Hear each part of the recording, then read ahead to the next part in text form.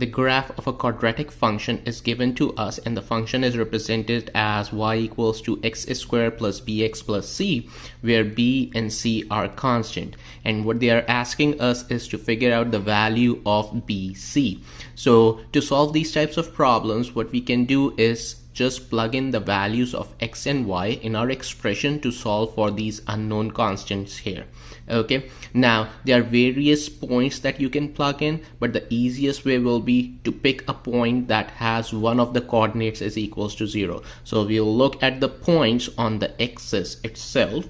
So let's look at this one. This is the point coordinate is my x value is 0 and the y value is -6. Okay, so once we have this, let's plug it in this guy, that y equals to 2x squared plus bx plus c.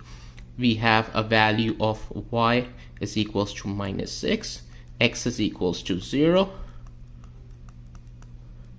So this will become c is equals to -6.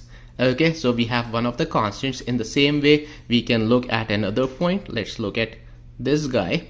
I have the point coordinates x is 1 here and y is 0. Again, plugging it in the same expression here, this will become y is 0 here. So 0 equals to 2 times 1 squared plus b times 1, and c we have already solved that as -6. So if we rearrange that, b is coming out 4.